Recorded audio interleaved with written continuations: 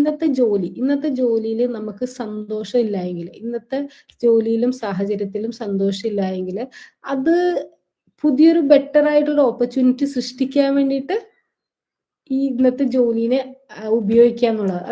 എങ്ങനെയാന്ന് പറയട്ടെ. ഇപ്പോ നമ്മള് ഈ ജോലിയിൽ സന്തോഷമില്ല, നമ്മൾ ആ ജോലിനെ പറ്റി എപ്പോഴും കുറ്റം പറഞ്ഞുകൊണ്ടിരിക്കുകയാണെങ്കിൽ നമ്മൾ എങ്ങനെ മാറി? നമ്മുടെ വൈബ്രേഷൻ നെഗറ്റീവ് ആയില്ലേ? നമ്മളൊരു നെഗറ്റീവ് സ്പൈറലിലേക്ക് പോയില്ലേ?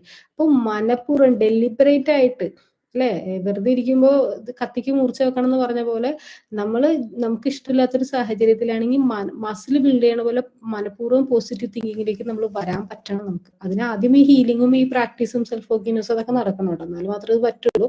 അപ്പൊ ഇപ്പോഴത്തെ എന്ത് സാഹചര്യമാണ് അത് നിങ്ങൾക്ക് വേണ്ട സാഹചര്യം സൃഷ്ടിക്കാനുള്ള ഒരു ആയുധമായിട്ട് മാറ്റുക. നിങ്ങൾ ഒന്ന് ഉറപ്പിച്ചോളൂ, യു ആർ ഓൾവേസ് ഗൈഡഡ്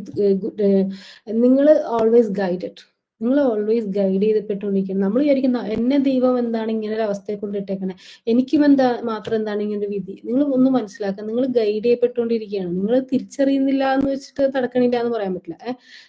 എന്ത് ചെയ്യുന്ന വെച്ചാൽ നമ്മുടെ ഉള്ളിലുള്ള ആ വിഷൻ ഉണ്ടല്ലോ, നമ്മുടെ ഉള്ളിൽ നമ്മൾ ആരാവണം, നമ്മൾ എന്താവണം എന്നുള്ളൊരു വിഷൻ ഉണ്ടല്ലോ, ആ വിഷൻ മുറുകെ പിടിച്ച് അതിന്റെ എക്സൈറ്റ്മെന്റിൽ കൊണ്ടുപോകാം. ബാക്കി ചുറ്റുമുള്ളതൊക്കെ മായയാണ്. ഇവിടെയാണ് മായയാണെന്ന് പറയണേ.